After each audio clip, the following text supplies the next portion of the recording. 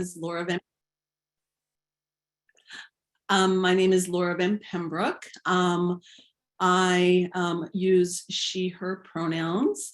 I am a white woman that has white, or not white, blondish, almost white, it will be white someday, blondish brown hair that's about shoulder length. I'm wearing a Rush University sweatshirt and I teach at Rush University. I'm sitting in my home office that has a greenish, sagest green background, a white door, and shelves that have plants and books on them.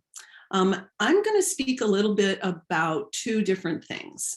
Those are our members of the OTNDS network, and we are from all over the place, but we all worked getting our PhD in disability studies at University of Illinois, Chicago.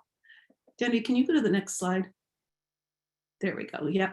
I wanted to, first of all, one of the things that with this conversation, we're going to have a lot of discussion about, disability and ableism and its inclusion or exclusion in DEI initiatives within our own universities or our clinic settings, but as well as within our profession. And I think it's really important that we do this with thinking about two things. One, using an appreciative inquiry approach to understand that there's a lot that needs to be done, but things are being done. And one of the first most distinct phases of appreciative inquiry is discovery. And that's the start really of the inquiry. And I believe that's where we're at. And it's concerned with identifying best experiences rather than commencing from a kind of problem-based focus. It's important though to that this phase, although it's looking at those best experiences, it's inevitably going to also gather information about experiences that aren't the best, so that we can identify what's being done well and how we can move forward and replicate those. The other thing is to think about the term ableism and to really think about what it is, because it's a term that I think gets discussed in these conversations and other conversations, but its definition is really a fluid one. It's always changing, and I don't always think that a lot of people think it's understand what it is exactly. So this is the definition that I currently really appreciate, and it's by Talia Lewis.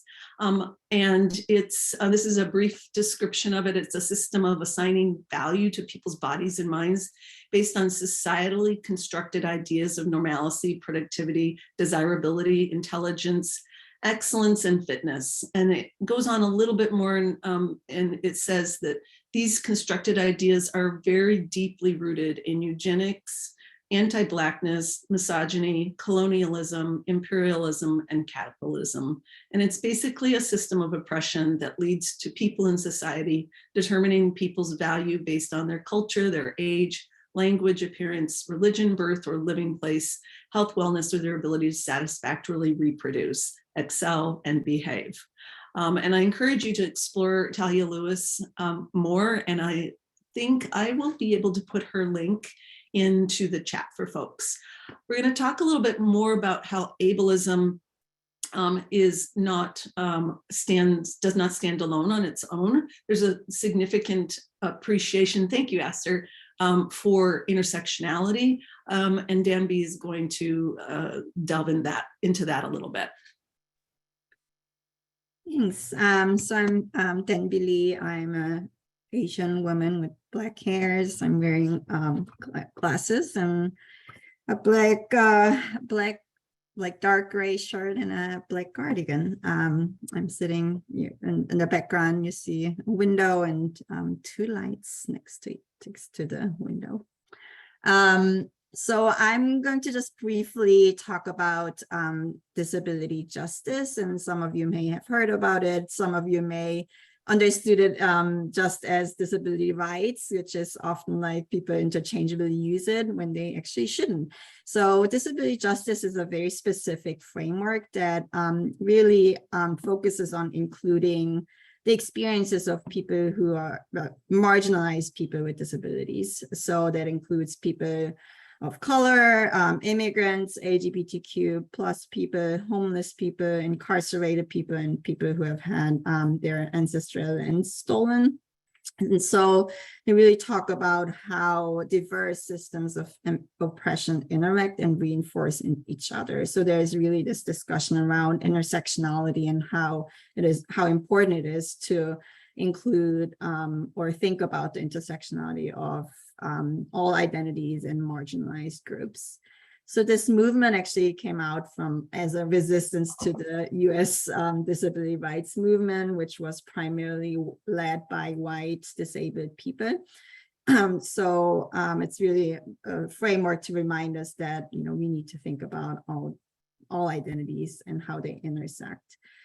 So on the right side of the slide, there's an image with the 10 principles of disability justice. And I'm not going to go over all of these, but there's intersectionality, as you can see, leadership of those most impacted. So really, you know, says that leadership that needs to include the marginalized groups and the collective effort or collective liberation. So I invite you to read these over. Sins Invalid is the group that actually leads this. The link is in the slide, embedded in the slide, but I can also put it in the chat. Okay, thanks. Put it over to Aster.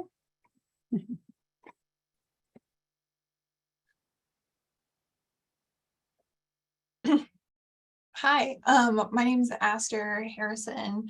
My pronouns are they, them. I am a white non-binary person with a round face and glasses and short brown hair. I'm sitting in an office with a very overgrown aloe behind me, which is an important part of my office to me.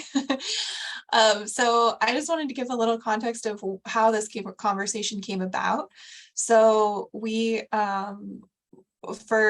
I'll say a first context for myself is myself and some other disabled occupational therapists, including Jenna Heffron and Kim Tay, have been working on a research study for several years about the experiences of occupational therapy practitioners with disabilities. And so through this work of talking to other practitioners with disabilities, we've really learned a lot about ableism in the health profession and how sometimes disability is left out of our DEI considerations. And as the people in this room know already, there's a lot of work to be done in DEI in general.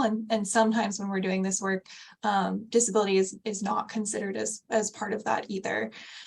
And so that was one underlying factor, is our work with the OTs with Disabilities Research Project, and as well as some experiences with the Network for Occupational Therapy Practitioners with Disabilities that's led by Sandy Hanebrink, who we're really glad to have here, and also recently authored this article.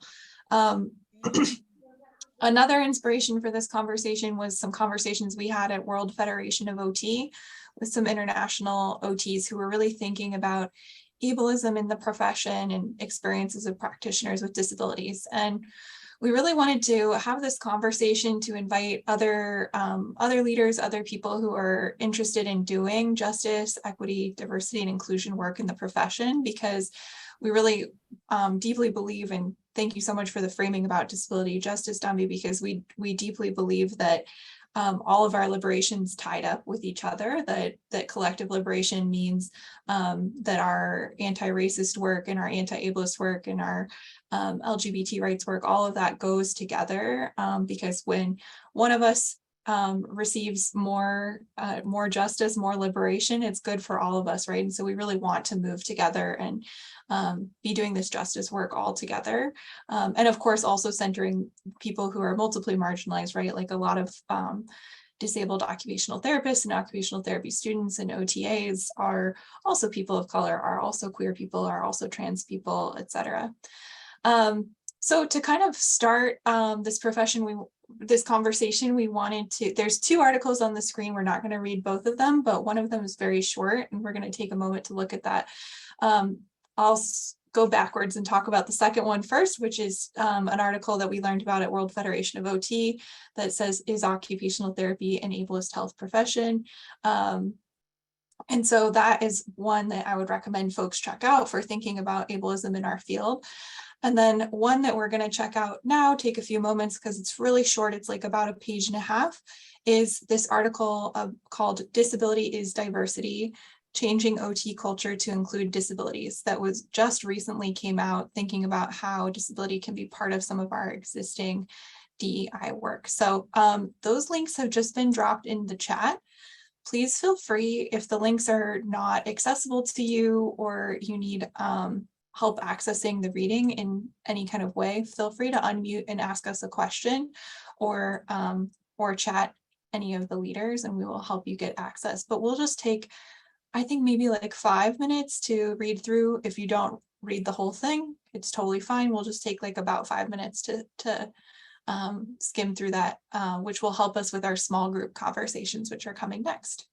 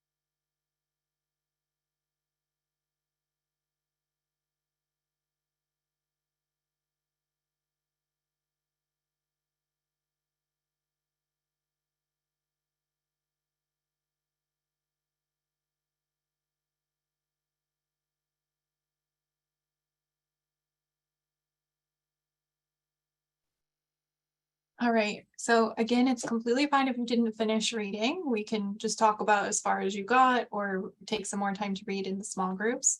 But we really want this to be a true conversation where we can also hear from people and hear about all of the great work that others are doing about justice, equity, diversity, and inclusion in the field so that we can really, like the title of the event says, have this kind of synergistic motion towards an anti-ableist intersectional practice. And so we have proposed these 4 different breakout rooms, and please just feel free to join the group that interests you the most. The first will be a disabled affinity group. If you're not familiar with affinity groups, that means that please be a person with a disability, a disabled person. If you choose to join this group, it's okay if that's a new identity for you. And of course, any types of disability are included: neurodivergence, mental psychiatric disabilities, physical disabilities, any kind of disabilities, you're welcome in this group. This is disabled affinity group. The next group which I believe will look like breakout room 2, is disability and OT education. The third group is biases and language use. And the fourth group is accommodations and accessibility in practice. So feel free to join whichever you are most interested in. I believe that we'll open those rooms in just a moment. And there will also be someone who sticks around in the main room in case you're having any tech issues or need other assistance. So just to briefly follow up, so these groups are kind of based on the 6 recommendations that you have seen in the article.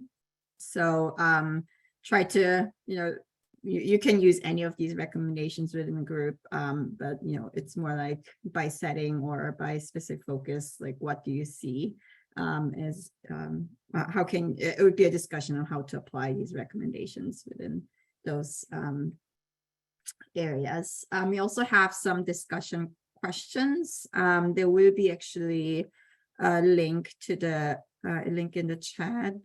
Ryan, I think Elisa is going to share a Google Doc that includes all these questions, and if you want to type up some notes, that'd be great too. So these are the 3 leading questions that you can use, but you're really welcome to have any discussion. One is, how have you experienced or considered these issues in your practice and work? How can we better consider these issues from an intersectional lens? And what examples and ideas do you have about how you can or might address these issues in your practice or work? So yeah, I think how it works is once the rooms are open, you can just sign up and join a group that interests you. Is there anything else that we should cover? Looks like we're good. Laura? So if people can potentially copy and paste those so that they can take them with them to the breakout rooms. Yeah. Go ahead. Yeah, and I think we'll share a Google Doc too. Is the link coming? The Google Doc? Yes, Elisa shared the Google Doc. Okay. It's up there. Okay, yeah. And the questions are there too. And 15 minutes? Sound good? Yeah. Okay. Good. See everybody in 15.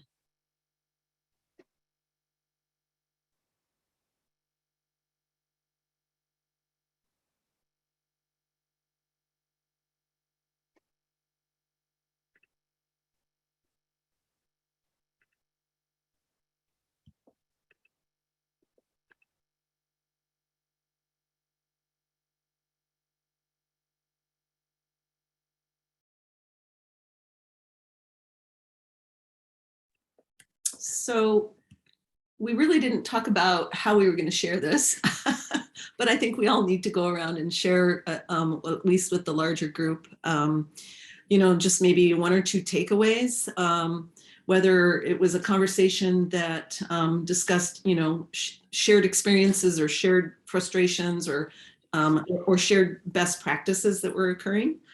Do you want to just start with the affinity group first?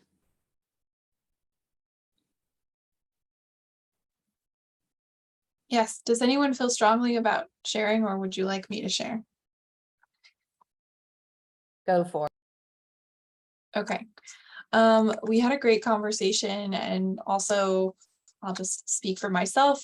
It was really nice to be in a shared space, and I hope that we can have future conversations. We talked about how this issue of disability being left out of diversity initiatives has been an issue for a long time. And this kind of experience of constantly asking, okay, yes, we want all of these DEI advancements that are being discussed, but what about disability and also disability? We talked about that there has been a tendency in our profession to do kind of the opposite of intersectionality, like really compartmentalizing and saying this for people of color, this for disabled people, this for LGBT people, instead of like moving in a collective way that provides accessibility and liberation for all of us. And centers people of multiple marginalized identities, right? So they feel like they can be themselves, bring their whole identity and not be like, oh, I get to be a disabled person here and I'm a person of color over here, right? We also talked about some intersectional accessibility issues, like the issue of gender neutral bathrooms, which is an issue that's really important for trans people, for queer people, for disabled people, for people with different gender caregivers. And is something that a lot of our universities don't have, even just something as simple as like having an accessible single stall gender neutral bathroom. A lot of people shared about barriers that students with disabilities face in going through OT school and passing the NBCOT exam, like just being provided even with a testing center that's accessible.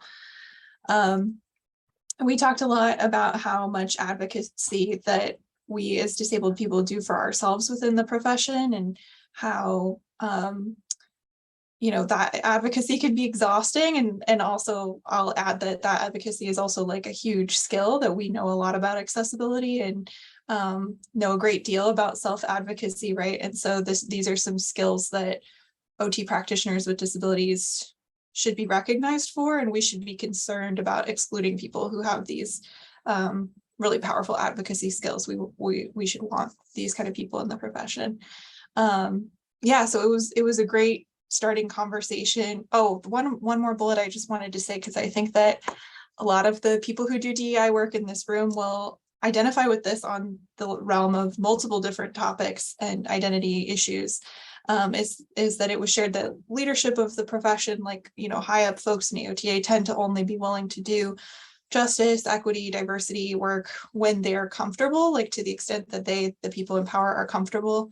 And the lack of willingness of people in power to be uncomfortable during this work means that marginalized people are forced to stay uncomfortable forever, right? And so that was another thing that we talked about. So again, really nice to be in the space. We talked about some of the progress that has been made, as well as some of the major issues that are still existing.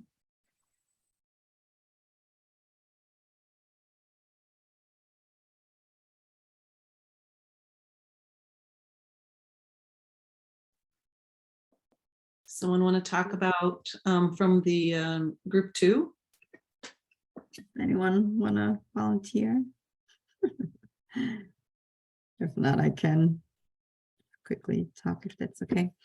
Okay, so we had a mix of students and faculty interested in talking about OT education. And so one of the topics we talked about was disability simulation, and how to avoid it, and how to also influence colleagues to not do it. And also, from a disabled student perspective, like, it kind of creates the them and me and, us and them kind of different narrative that, where in simulation, there's a disabled person in the OT, right? So, just quickly talked about how, what are some strategies to deal about that. And, by inviting people who have lived experience, share their experiences.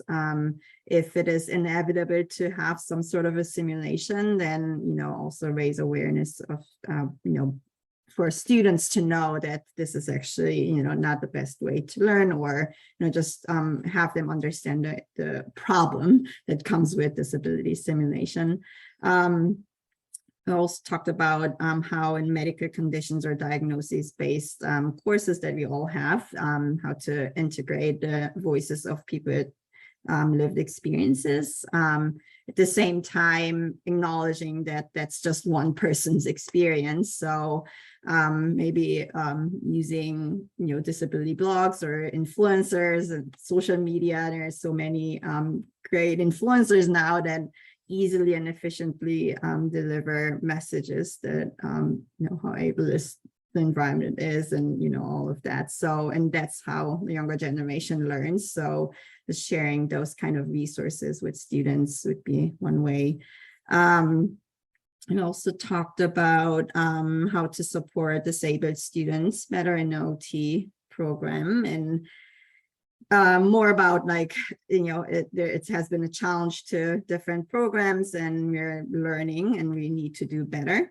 So I think there's a lot of interest in, I think, sharing, having a place to share those experience from people who had that, who were able to support disabled students, or actually listen to people who went through the program as with a disability, would be a nice nice solution. But also having an open conversation between disabled students and faculty, and kind of come up with a shared strategy or ways to best support the disabled person was also discussed. So the importance of having an open conversation. And then we didn't have much time to dive into this, but it's the issue of how can we educate our students who come in the program with a preconceived understanding of disability, you know, the medical model of disability. They actually join OT program with that, for that reason, to help, you know, disabled people, right? So and yeah, so that was brought up as something that we should think about. All right, thanks. So does anybody want to talk at all from the group that was on bias in language? We had a really great group. Adrian, Dr. Douglas Jackson, you, if you feel like speaking up at all, because you were so eloquent in speaking about the intersectionality element, but I'll just really quickly say that we started by just having a conversation about, you know, the frustration to some extent, and why this conversation started, and how and why the great work that has been done. It's been really a lot of work in a very, I think, short time, but it was long overdue with DEI. But that, how in-depth disability is part of that or not is a little concerning. And Adrian spoke to that issue. And Adrian, do you want to say something about that? Yeah, sure. I shared how I actually collaborated with Sandy and the rest of the task force members to really try to push disability as to include it as far as DEI efforts, but we did have challenges with making sure that was important. So we were trying to brainstorm or investigate, like, why is that a challenge? Like, why is it hard to bring this out? And we talked about how, because all of our issues are so important, I mean, we really have to be centered, like Douglas mentioned, being centered on an issue and really pushing that, because if not, it could turn into like the Me Too movement of disability and trying to advance all of our issues. So it really is a challenge. And Douglas, if you want to jump in, I think you really described it very well, of how we can get into trouble if we're not really centered on what we're trying to accomplish. So you may be able to explain it a little better than me.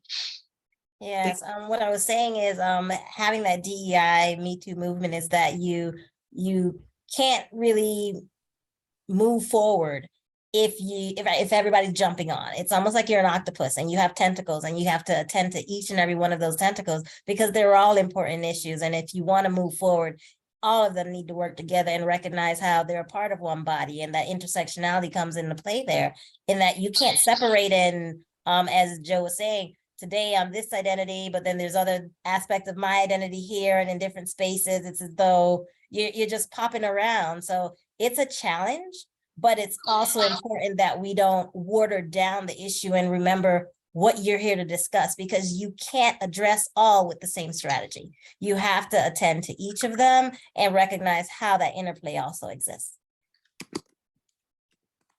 Yeah, I think that really wrapped up a lot of our conversation. We had lots more, but I want to give the last group a chance because we're running close on time. Yeah, hi. So I'll speak quickly. We talked about ableism in practice. And I think the major takeaway is that accommodations are really hard to get.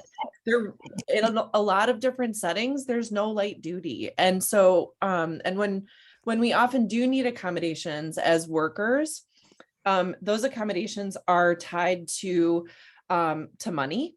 And they're tied to accessing resources for employees, but also for our clients as well. We talked a little bit about finding allies in our coworkers, but not necessarily in management. And we sort of wrapped up with like, well, how do we know our rights? How do we get accommodations? If this is the situation where employers won't pay or there is no light duty, there must be a way that we can continue to do our job. And so we started talking about how unions may be advantageous to us. And I didn't have a chance to mention this at the end of the conversation, but looking into your regional ADA centers also would be an important resource for not only us as OTs, but also for our clients as well. So that kind of summed up our conversation.